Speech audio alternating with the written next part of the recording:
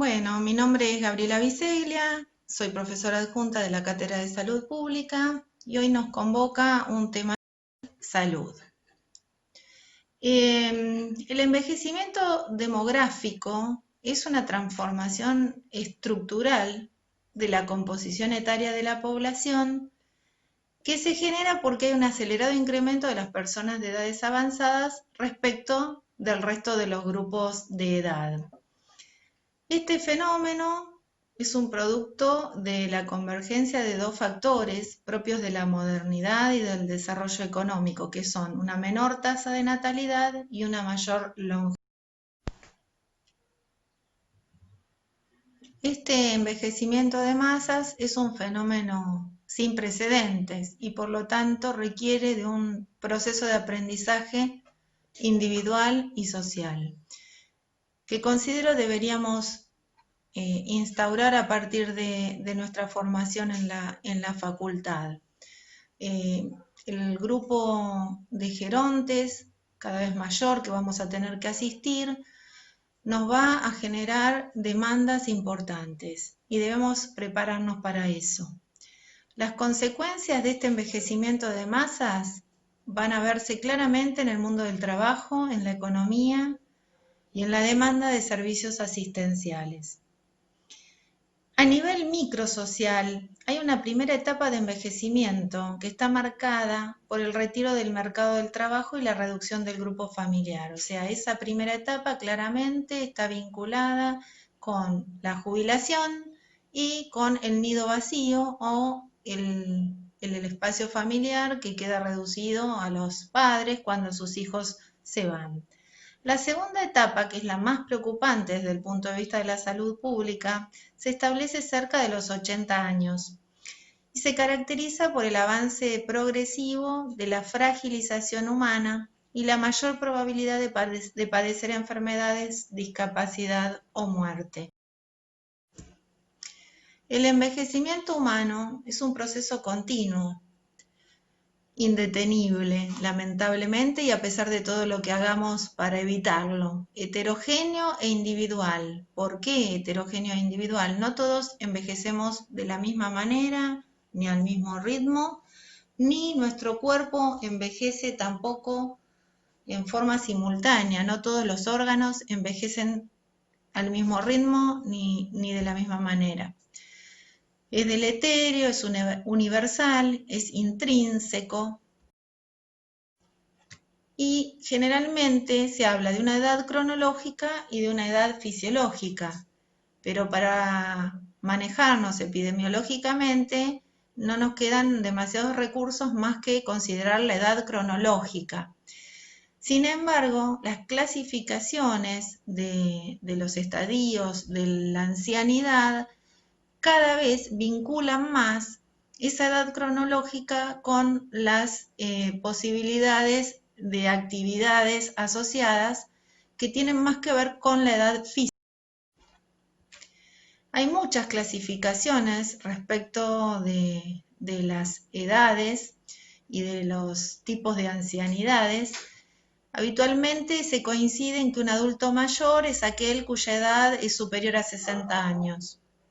Y un anciano es aquel cuya edad es superior a 65 años, pero a su vez, dentro de los ancianos jóvenes serían aquellos que están entre los 65 y 75 años. A partir de allí, de los 75 años, ya hablamos de anciano,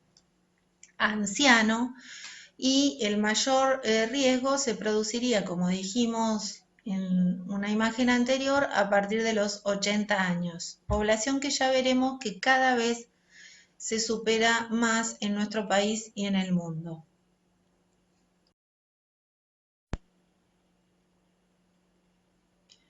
Este tema de la edad cronológica y la edad fisiológica nos permite generar o ir forjando una idea nueva de no asociar a la vejez con la enfermedad, sino con fragilidad y vulnerabilidad. Y así, por ejemplo, surgen algunas clasificaciones, como esta de la Sociedad Andaluza de Medicina Familiar y Comunitaria, que habla de tres grupos de personas mayores: la persona mayor autónoma, la persona mayor frágil o de alto riesgo de dependencia y la persona mayor dependiente.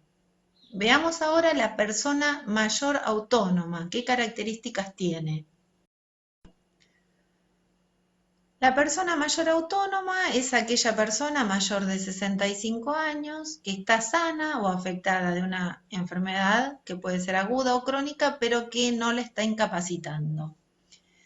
Estas personas tienen un elevado nivel de autonomía. En general se utiliza con ellas intervenciones preventivas, ¿sí? Tanto de dieta, actividad física, vacunación, controles periódicos, etc.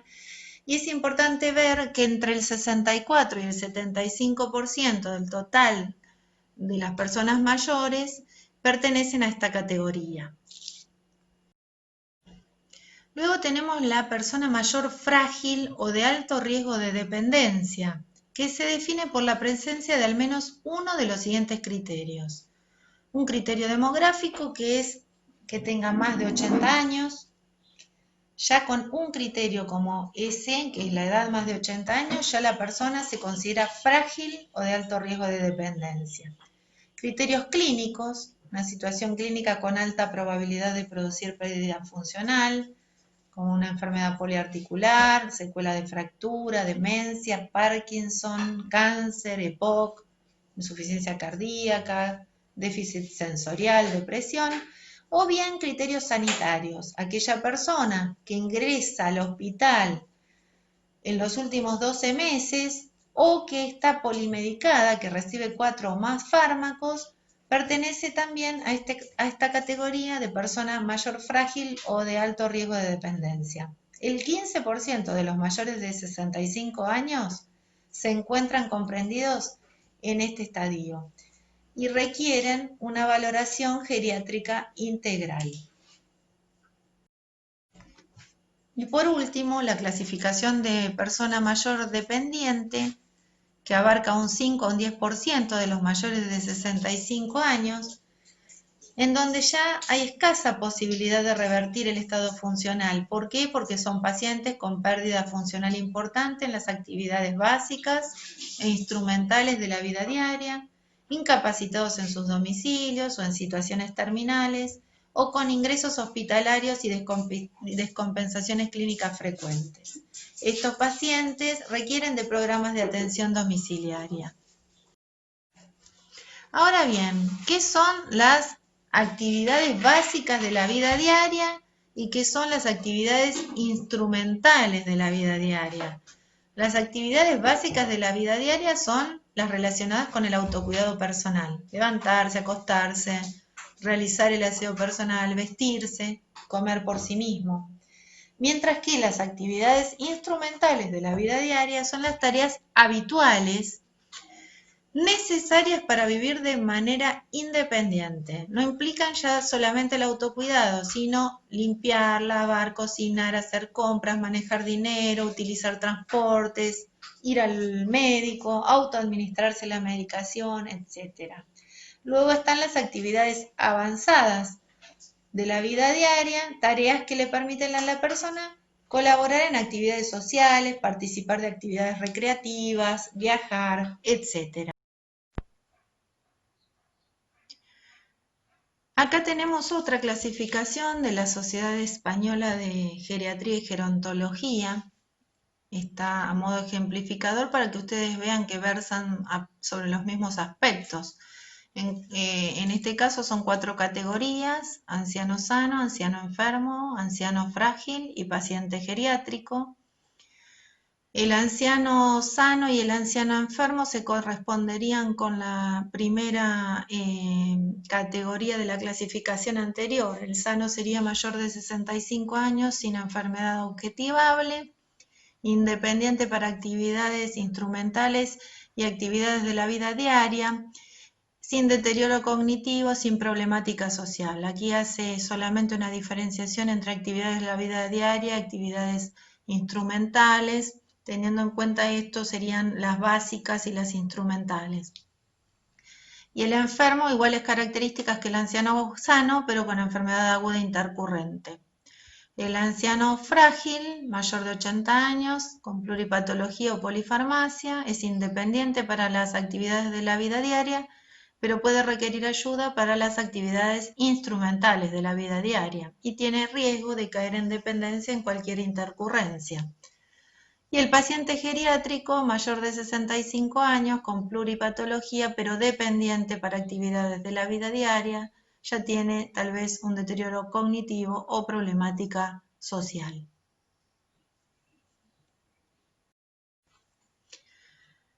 ¿Qué está pasando en el mundo? Con el aumento de la esperanza de vida y con la progresiva reducción de la natalidad, el número absoluto y el porcentaje de las personas mayores aumenta. Hoy hay 900 millones de personas mayores de 60 años en el mundo, o sea, un 12,3% de la población mundial tiene más de 60 años. Se calcula que para el 2050 va a haber 2.090 millones, o sea, un 21,5%, una quinta parte, un poco más de la población mundial, serán mayores de 60 años. Va a haber más mayores de 60 años que menores de 15.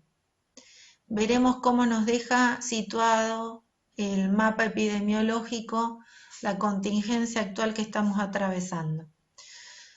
Y pensemos de acá en más que esta puede ser la primera de una serie sucesiva de situaciones similares. Por convención demográfica se habla de un país joven como aquel que tiene menos del 10% de sus habitantes mayores de 60 años. Un país envejecido, el que tiene entre el 10 y el 19% de sus habitantes mayores de 60 años. Un país muy envejecido, aquel que tiene entre un 20 y un 29% de sus habitantes mayores de 60 años, y un país hiper envejecido, el que tiene más de 30% de sus habitantes mayores de 60 años. En este momento tenemos un único país hiper envejecido, que es el que vamos a ver en la imagen que continúa. Japón tiene actualmente un 33,1% de su población mayor de 60 años. Y ahora vayamos a ver qué pasa con nuestra Argentina y con nuestra América Latina.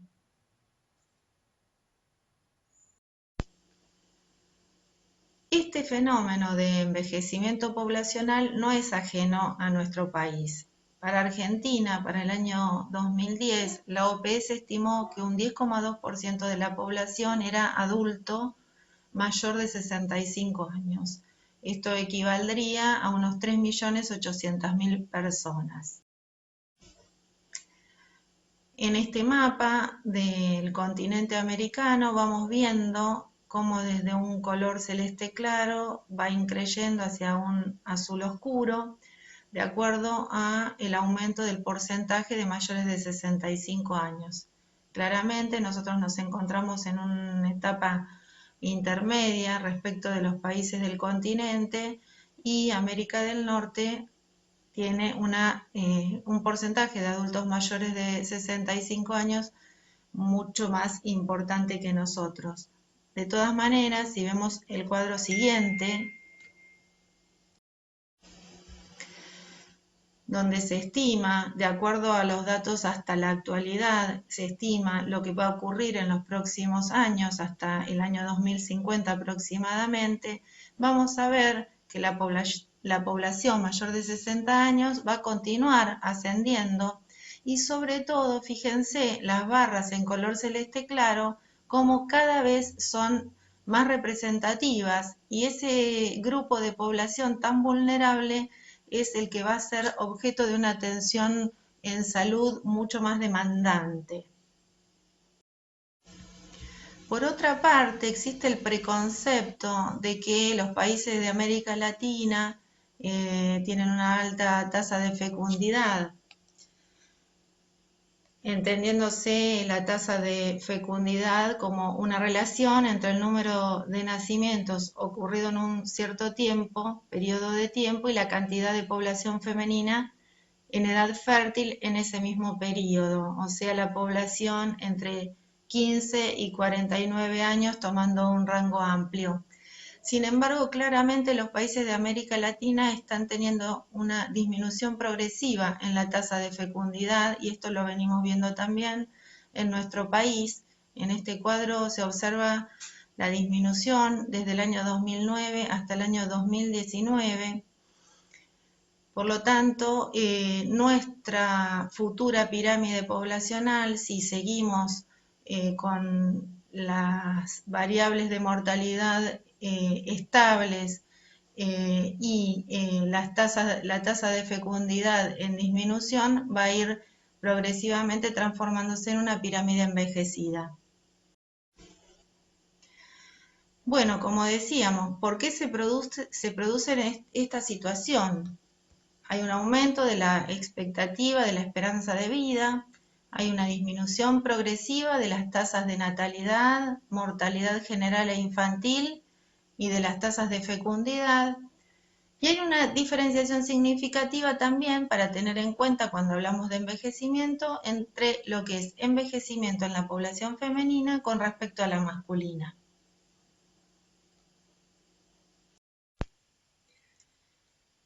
Existe un índice no demasiado difundido, el índice de masculinidad.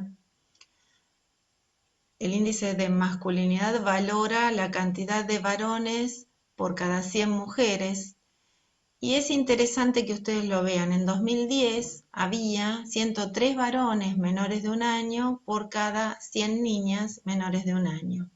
A partir de los 20 años las proporciones de hombres y mujeres se igualan, y luego la predominancia de las mujeres es cada vez mayor. Por ejemplo, a los 65 años el índice de masculinidad es de 85. ¿Qué quiere decir esto? Que hay 85 hombres cada 100 mujeres. A los 75 años el índice de masculinidad es de 70, hay 70 hombres por cada 100 mujeres.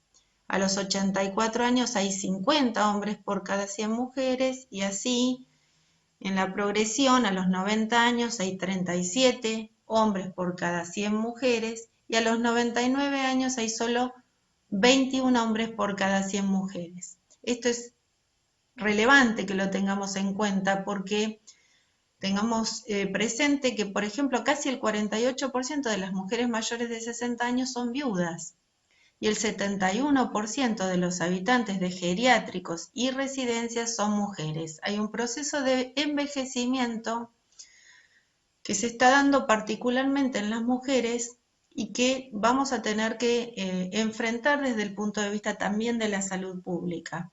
Vamos a tener que pensar en un contingente de mujeres ancianas con patologías propias, con necesidades y demandas propias. Acá vemos en la pirámide poblacional, a la derecha en color rosa las mujeres, y a la izquierda en color celeste los hombres. Y vamos viendo que a medida que nos acercamos a la cúspide de la pirámide, la cantidad de mujeres es muy superior, o sea, el escalonado rosa es muy superior a el azul o celeste. Esto está en correlación con lo que habíamos hablado recién de índice de masculinidad, y cómo ese índice de masculinidad va variando a medida que se avanza en edad.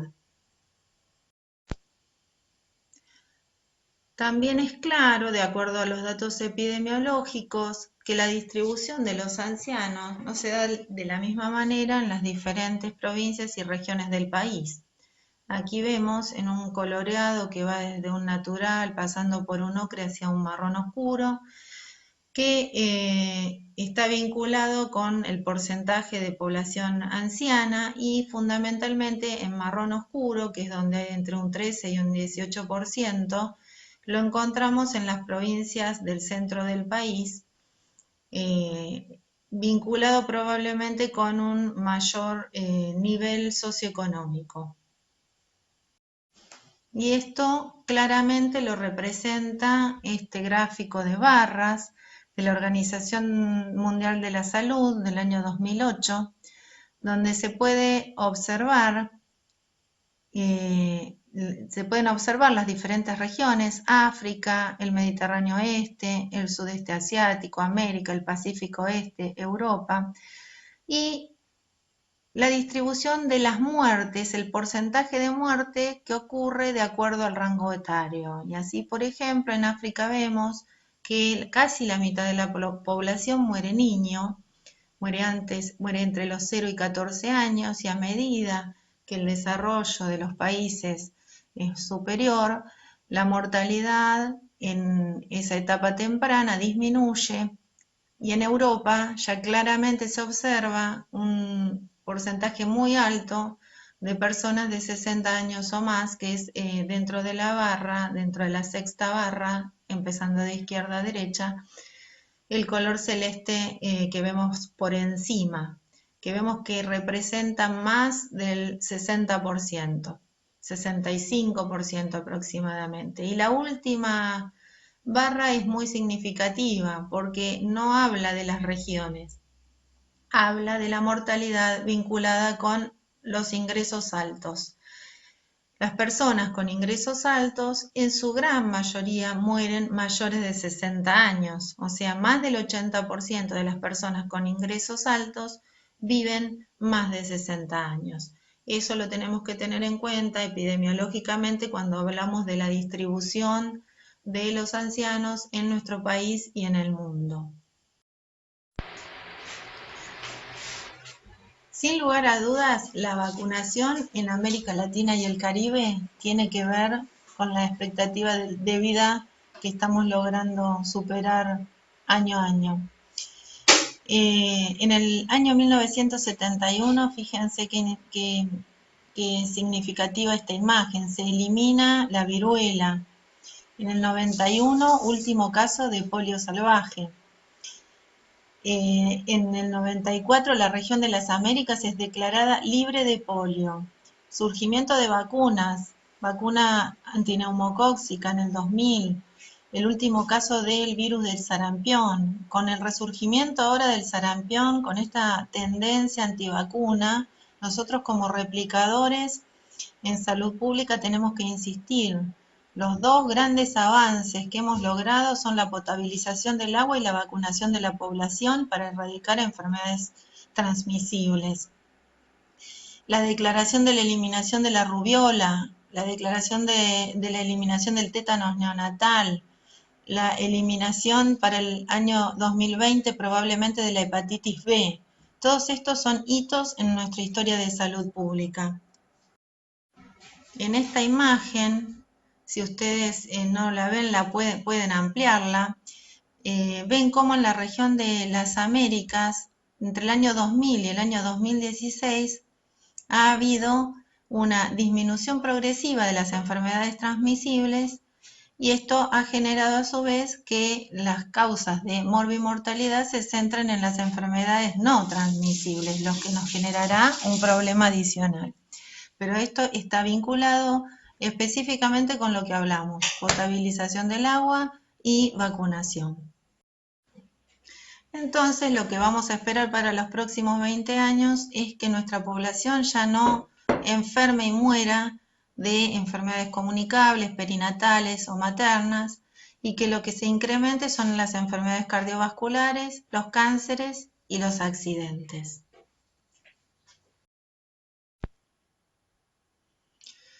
Pues bien, hablemos como si no estuviéramos sumergidos en esta pandemia que no se sabe a ciencia cierta cómo va a terminar. Entonces, ¿de qué se mueren nuestros mayores de 60 años? De enfermedades cardiocerebrovasculares, de enfermedades pulmonares crónicas, de diabetes y de neoplasia, fundamentalmente de tráquea, bronquio y pulmón. Y en salud pública, ¿con qué nos encontramos frente a este panorama epidemiológico? Nos encontramos que hay insuficiente inversión en promoción y prevención, que hay escaso personal de salud abocado a la atención primaria y que tenemos una infraestructura gravemente deteriorada. Paralelamente hay una organización familiar diferente. Los extremos de la vida han quedado al cuidado institucional. Los niños van al jardín, al colegio, a sus actividades, doble escolaridad, y los ancianos probablemente van a casas de cuidados, hospitales de día o geriátricos. Entonces, la organización familiar es muy diferente. Esto nos replantea sustancialmente nuestro modo de vida en esta circunstancia que estamos atravesando, donde estamos en cuarentena, donde tenemos un riesgo aumentado respecto a nuestra población vulnerable, porque nos damos cuenta así súbitamente, a pesar de que siempre lo supimos, de que no podemos afrontar con la infraestructura que tenemos las graves consecuencias de la pandemia que nos azota mundialmente. Bueno, el hombre y su pentadimensionalidad. Ya sabemos la definición de la OMS, ¿no? El hombre, ser biopsicosocial, tiene una esfera biológica, una esfera psicológica, una esfera social, una esfera cultural, una esfera espiritual. ¿Sí? Antes de pasar a la próxima diapositiva, tenemos que entender que es un hombre que está rodeado de pérdidas porque dejó de trabajar, de pérdidas porque ha perdido a sus amigos, de pérdidas porque ha perdido sus capacidades, su motricidad, de pérdidas porque no ve bien, porque no escucha bien, ¿sí? Son muchas pérdidas porque no puede autovalerse. No todos los ancianos lo manejan de la misma manera, pero es importante que nosotros integremos en el concepto las 5 dimensiones que mencionamos. La valoración geriátrica integral implica una valoración clínica, una valoración funcional, una valoración mental, una valoración afectiva y una valoración social. Esto que yo les voy a anunciar ahora está detallado en un documento que les voy a adjuntar, que es el módulo 4 de Salud, Epidemiología y Envejecimiento, de los licenciados Touceda, Rubín y García, de la Facultad de Psicología de la Universidad Nacional de Mar del Plata, tomados por el Ministerio de Desarrollo Social, Presidencia de la Nación. De todas maneras, hagamos un mero resumen para que tengan en cuenta. La valoración clínica incluye la detección de los grandes síndromes geriátricos: inmovilidad, deterioro cognitivo, inestabilidad y caídas, presencia de deprivación sensorial, incontinencia, constipación. Tengan en cuenta que los ancianos las pérdidas sensoriales son múltiples, ¿sí? Así como hay una pérdida de la visión, de la audición, del sentido del gusto, ¿sí? Pérdida de las piezas dentarias, ¿sí? Depresión muchas veces, y eso lleva también en conjunto a un estado de desnutrición. La valoración nutricional es fundamental. La historia farmacológica, las interacciones farmacológicas, los ancianos suelen tener más de un médico y muchas veces hay interacciones farmacológicas de indicaciones de los diversos médicos. Tiene que haber un médico de familia o un médico de cabecera que pueda armonizar los diferentes tratamientos. Bueno, la exploración física, etc. La valoración funcional, también en el documento que yo les voy a subir, van a encontrar lo que es el índice de Katz, la escala de Lawton y Brody y el índice de Bart. La valoración mental, algo muy sencillo, el test de dibujo del reloj y el mini mental test de Folstein. La valoración afectiva, con la escala de depresión geriátrica reducida. La valoración social, para todas estas valoraciones hay escalas, algunas son específicas para ancianos y otras no tan específicas. Ojo, los aspectos físicos y psicoemocionales del envejecimiento están estrechamente relacionados. hay una capacidad de respuesta reducida al estrés, hay una experiencia de pérdidas múltiples, que es lo que les mencionaba, y hay cambios físicos que son normales. Todo esto en conjunto genera un alto riesgo de enfermedad. ¿Cómo serían los niveles de atención en geriatría? Deberíamos tener una atención primaria especializada en geriatría, deberíamos tener una atención especializada de internación para agudos, para estancia media, hospital de día y atención domiciliaria. Y deberíamos tener servicios sociales comunitarios. Eso sería lo ideal. Una atención primaria, una atención especializada de internación de agudos o de crónicos en lo posible, con la menor estancia que sea posible, para que el hospital no sea un lugar donde se genere mayor enfermedad, y la asistencia geriátrica domiciliaria y los servicios sociales comunitarios. Esto es lo que sería de máxima, tener la posibilidad de desarrollar todo esto. Para tener la posibilidad de desarrollar todo esto, nos tenemos que formar en atención primaria geriátrica, en atención especializada geriátrica y en servicios sociales comunitarios geriátricos. Y esa formación tiene que empezar desde la Facultad de Ciencias Médicas. Esto es para tenerlo en cuenta para modificaciones de aquí en más de nuestros programas de estudio. Ante una presencia epidemiológica tan importante de gerontes, bueno, tenemos que ver cómo lo vamos a ir instruyendo. El envejecimiento es uno de los objetivos de desarrollo sostenible 2030 para el Cono Sur. Hay otro instrumento que les voy a subir, que es Indicadores Básicos 2019, de OPS, Tendencias de la Salud en las Américas, y es muy interesante que miren los cuadros que allí figuran. Bueno, espero que les sea útil, espero que si tienen alguna duda se comuniquen conmigo, como siempre les digo, a mi mail, que es mgbiseglia@yahoo.com.ar, y también lean, hagan una lectura, si pueden y quieren, de los 3 documentos que voy a subir en conjunto con este PowerPoint. Bueno, saludo y fuerza, estudiantes, espero verlos pronto.